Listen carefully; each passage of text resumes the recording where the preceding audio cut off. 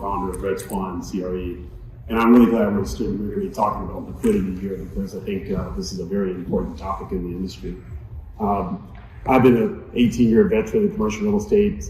Prior to this position, I was the executive director for commercial real estate with Cushman & Wakefield for 15 years for the state of Texas, and know some familiar faces here in this room. So I'm really glad to be here. In the 18-year period, I've never actually presented to the NMHC, so it's a first for everything. I'm really glad to be able to present this highly disruptive but productive technology for the industry.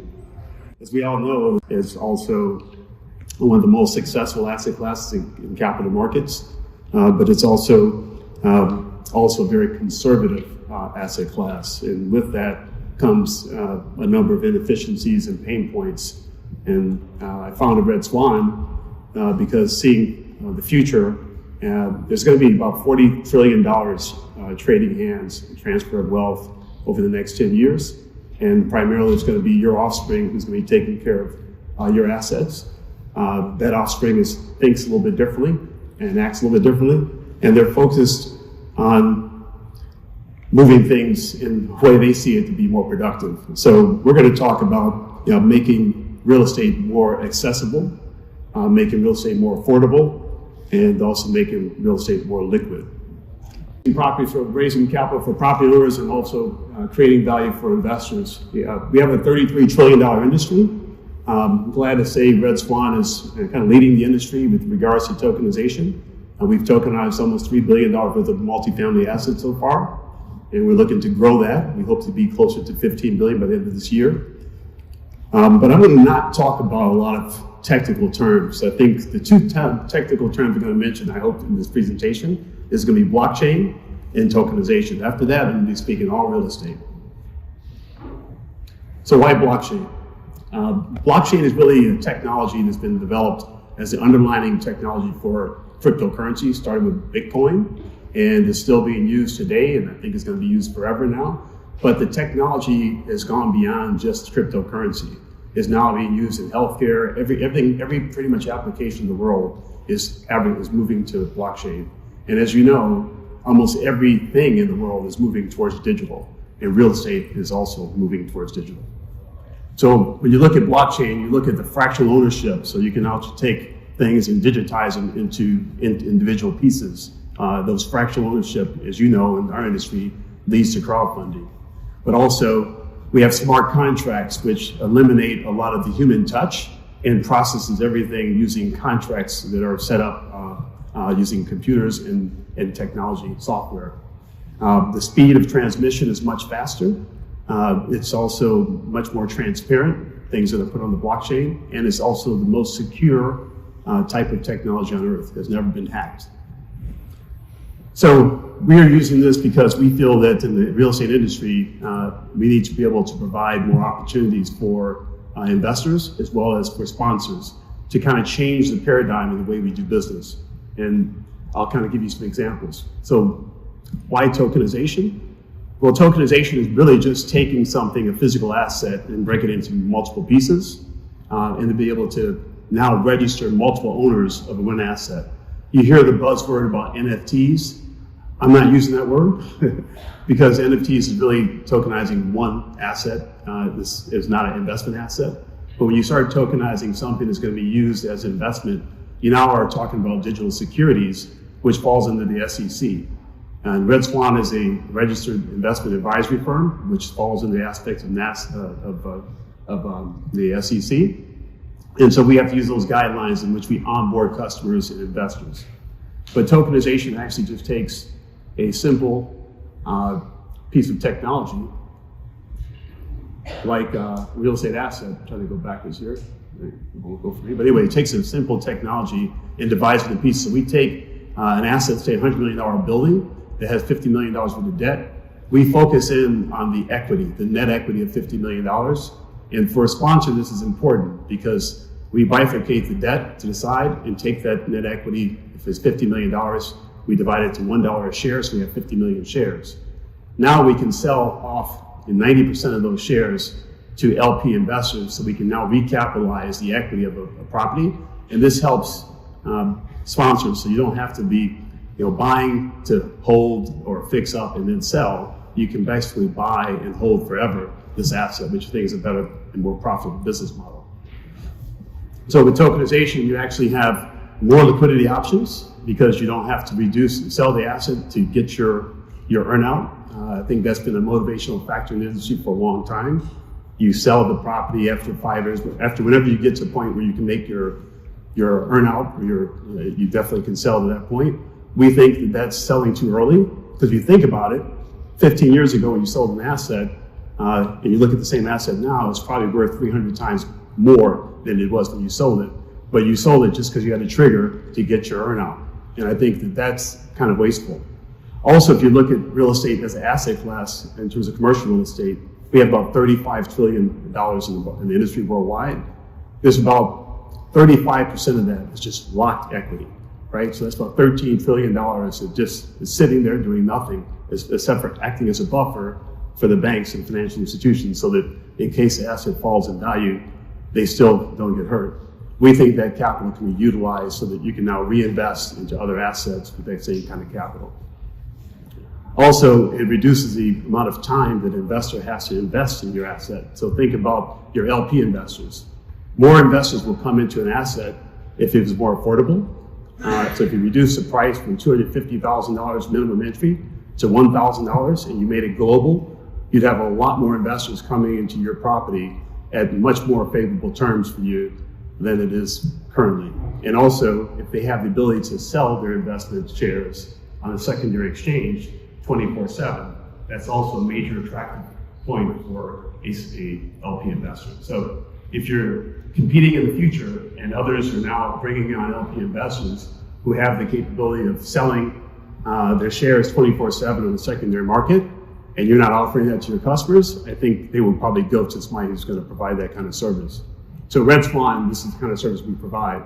But we actually think that this process provides much stronger yields to a GP, because as a general partner, if you don't have to sell your asset, you're thinking the earnout is going to take place when you trigger your yield at a certain point. But instead of using an IRR factor, we trigger it based on dividend distribution.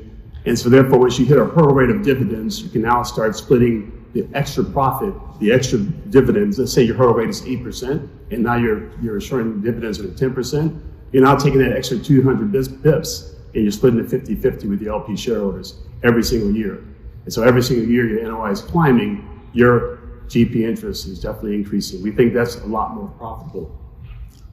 It also lets your investors democratize their ownership more, so that an investor taking $250,000 and plopping into one investment is able to take that same $250,000 and spread it into 25 or 30 investments. That's a lot more attractive to the investor. And if you know, diversity is much better overall as an investment. You should never put all your eggs in one basket. Banks are also saying that cryptocurrency and digital is the way of the future. 3-4 years behind, they were arguing that it was definitely the wrong thing to do. There was, sinister, a lot of nefarious activity, but they've changed their mind now. Most banks are actually trading cryptocurrencies, accepting cryptocurrencies, and banking cryptocurrencies. We bank everything with Coinbase at this point, as a signature bank.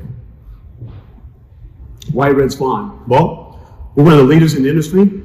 We've tokenized close to $3 billion of assets. We've closed 3 assets last year. We just raised some capital last year, which is very nice. We have raised 2 funds, so people who are not sure what they want to invest in, they can put their money into a digital asset fund, which is a variety of assets in both value add or core assets. And we also have a management team that has a lot of experience. Most of the people in our industry are mostly involved in technology, but they don't have a lot of knowledge about real estate or capital markets. And this is the area where we've actually been able to show our superior knowledge by being able to speak on your level and understanding your pain points. We're also launching a coin, which is a utility coin, which we're going to use to benefit the industry as well. That's going to be a coin that's going to be invested in mezz debt. We think mezz debt is way too high, and if we can now have a coin that will be able to step in and replace mezz debt with a fixed rate of 3%, we think that's going to be better for your deals overall. And you probably ask yourself, how is that possible? But I'll explain to you a little bit later. Our team has grown. We have about 16 people on our team right now. We also have the board of advisors that we've been relying on quite a bit, who are with GitHub or with other parts of the industry in multifamily. We have partners that we think are very important. These are global partners. You see Coinbase, you see Alto RA, Templum, which is a broker-dealer, DigiShares, Wire, Polymath. These are global names that are leaders in the industry and working with RedSwan to recapitalize projects in commercial real estate. Here are some of the properties we're working on coming up this year. We do both recapitalization right now, and we also do new construction.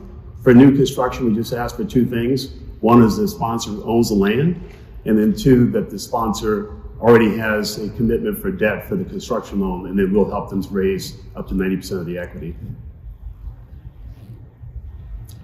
You know, the globe is big, and I fly around quite a bit. Even when I was a Cushman Wakefield, I've been to China several times and Singapore to bring capital in for investors. And their problems has always been trying to consolidate money to buy assets. It takes them a long time. Now with this blockchain, they're able to just convert their money into cryptocurrency, which they already have. China has all gone 100% cryptocurrency, and they can actually start buying shares within minutes, as opposed to months or years in order to move their money into an asset. Same thing on the liquidity side. If they want to sell their shares, they can bring it to us just on our platform, say they want to sell. It automatically gets sent over to our broker-dealer, and then now on the market for secondary to trade to exit. This is revolutionary for low limited partner investors, because typically they're trapped in investors for 3, 5 to 10 years, and not many of them are very happy with that. So I think you would add a lot larger investor pool if you gave them some liquidity with their investment. We've opened up an office in Africa so we can cover that continent. We also signed a partnership with Vietnam so we can cover the Asian partners continent, because those are very active markets of cryptocurrency. They're actually leading the world in terms of activity. And if you don't know, cryptocurrency right now is at $3 trillion and growing rapidly per year. So we're envisioning by the end of this year, we're looking at $5 or $6 trillion in cryptocurrency, which is a lot of capital that could be put towards your assets that you're not getting right now. This is a settlement coin. We're going to launch in the second quarter of this year. And like I said, this settlement coin is going to sit on the capital stack just above the bank loan. And so it'll be a fixed rate of 3%. And the reason why we can charge a 3% rate, flat rate for this, is because in the crypto world, people take assets and they do what they call decentralized financing. I said I wasn't going to use a more difficult term, but I'm sorry, that's one more. Decentralized financing is basically where they take an asset, they lock it in a digital wallet, and they now can borrow or lend against the asset. So that's bringing in yields between 5% and 22% on DeFi. So just think about if they bought your shares and they're paying them 6%, or they bought our coin that's paying 3%, and it's a solid asset. It doesn't move much because it's not like a crypto that bounces up and down every day. They need something solid to do a DeFi type of a transaction. This is the perfect DeFi transaction, so they can collect 3% on the coin and also get 9 to 10% on a DeFi basis. We're here because we want to meet not just property owners to help them to create liquidity, but also, and we're talking to LP investors that like to liquidify some of their properties or that they have holdings in, or also buy some of our shares of quality real estate. But we're also here to recruit brokers and the major brokers firms, because we see the world changing, and we think the brokers can add this type of service to their product line to increase their revenues, because there are lots of deals, loans, or sales they can't do for one reason or another, but we can recapitalize using this format. So we would like to partner with some of the larger real estate firms so we can actually add additional arrow in their quiver. And Simon here on our team is one heading that head of sales. So that's our presentation. If there's any questions, I'm here to answer any of your hard questions. Go ahead. How do you solve for your customer transfer provisions? Like any lenders that typically say, who is your partner? Lender? Yeah, like a traditional construction lender, term lender. wants to know who that 90% is. How do you solve for that? On the equity side, most lenders are concerned with who the major equity holders are, people that control 25% or more. CMBS, which is here, we read a lot of loan documents, so we know what the loans are saying. And a lot of them say that you can sell up to 49% of your LP shares without their permission. Over that, you have to get permission. A lot of them have different terms in the loan documents, but pretty much we read the loan documents to know what our capabilities are with the bank. And if they can't do this, we have other banks working with that will actually work with us with this type of structure. And KYC. Oh, KYC, yeah. According to LCC, everybody has to be KYC. And so we have a biometric process for KYCing every investor before they can even buy our shares. And then here in the United States, they also have to be accredited. So we have to confirm the accreditation. So before they get onboarded and be able to buy a share, they have to go through these questions, do their biometrics. And once they get passed, they get a green check mark. Now they're able to buy shares. And can you talk a little bit about the taxes and how that works? Is that a taxable event to sell or to tokenize and transfer, and then there's a basis set up for the LP, and then they track that basis, and when they sell, that's a capital event as well? Or how does that work? There are capital events for selling, of course. So if you take something, you buy it, you have your basis, you sell it, then you know your basis, and then you have to pay tax on your profit. There is no shelter right now for like 1031 exchange as we know it. I mean, we're going to work with the IRS, see if we can make that happen. But as of right now, you can't 1031 exchange these type of shares. It's just like an IPO of a stock. So we're IPOing a property, you're equity in the property to make transferable, to make sure you have liquidity. But the tax situation doesn't apply to like regular real estate LLCs where you can roll up to IRA or to a taxable situation to shelter your taxes. Good question. Yes. So the tokens that are created for a given project are unique to that project? Yes. So they're inherently scarce to that project? Absolutely. So we're not creating a REIT where we actually tokenize, put everything under one big fund and then have a NAV. Every asset is tokenized in the name of the sponsor. So it's your asset that we're tokenizing. We actually also create an NFT of your asset so that later on if you want to put your asset into the metaverse, which is L3, that's available to you. But really we're just tokenizing the asset to create liquidity for your particular assets. When an investor is buying, they can buy exactly the property they want to buy into as opposed to buying into a bundle of assets. So how does it work then from a cash yielding asset conversion of that cash yield into the tokenization? A cash yielding asset like an apartment building that's yielding NOI and paying out a cash dividend every year. Right. You're going to make distributions to investors. Yeah, so when you announce you're going to make a distribution for dividends, you make a declaration, and that's a date for your declaration date, and there's also going to be a payment date. So when that declaration date goes out, we send out a company communication to all the investors that dividends will be declared. The holder of the dividend or of that share at the declaration date will actually get the dividend, no matter if it's traded afterwards or before.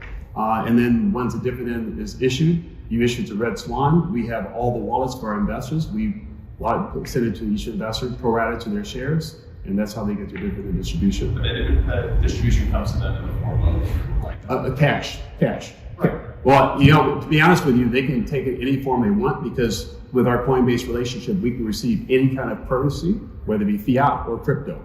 Some crypto we won't take because it's too volatile, but if it's USDC or USDT or if it's Bitcoin or if it's Ethereum, we can trade those within 5 seconds into cash and give it to our sponsor. Yes, sir. Talk a little bit about the secondary market trading. Are you setting, the buy sell on those? Are you just offering out, here's 1%, we take bids? How does it work? Good question. So secondary, if a person wants to sell, they're on our dashboard, they say they own 100,000 shares of stock. They say they want to sell 20,000 shares. We now post that onto our site, so all of our clients, our shareholders, or our clients on our website can see what's for sale, and they can actually put a bid to buy it, peer-to-peer. We also transfer it to Templum, which is our security broker-dealer. They have an ATS, they put it out to ATS, and they have a matching technology, so anybody who's trying to buy real estate shares will see it and make an offer to their bid.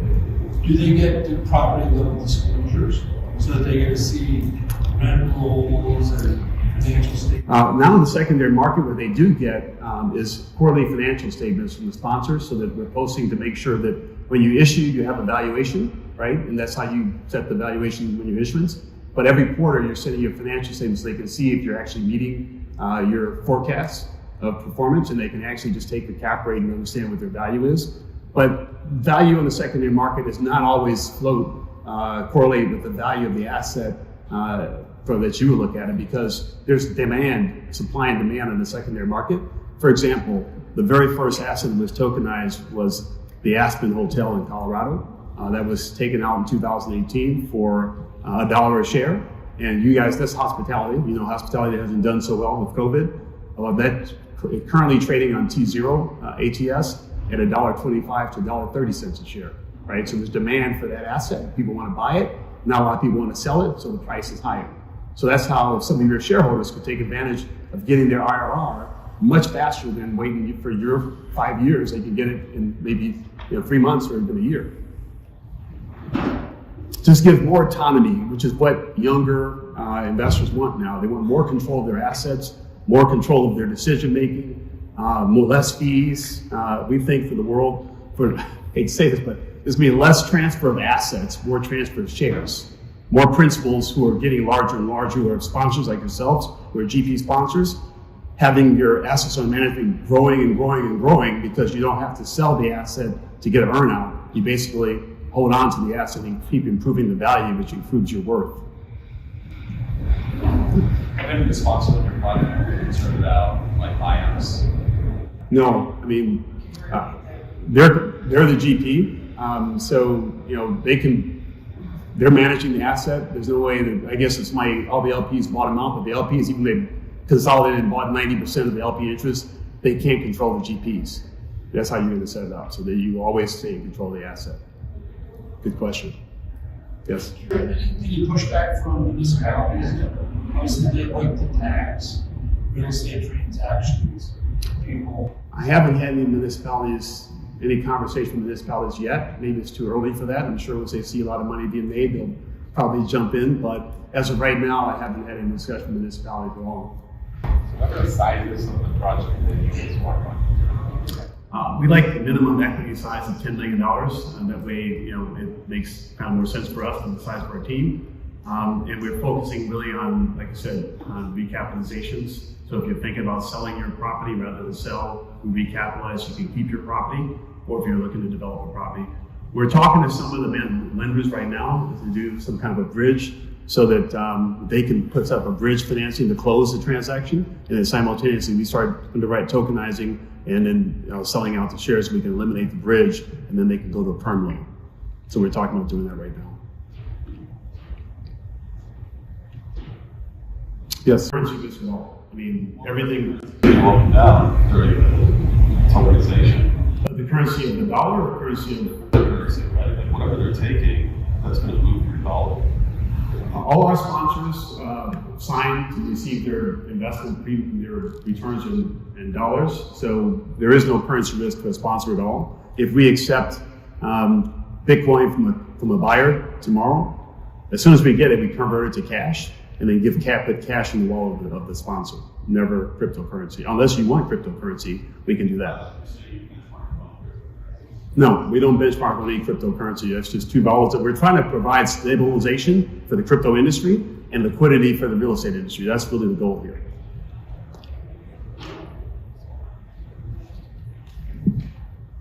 All right. All great questions. Thank you.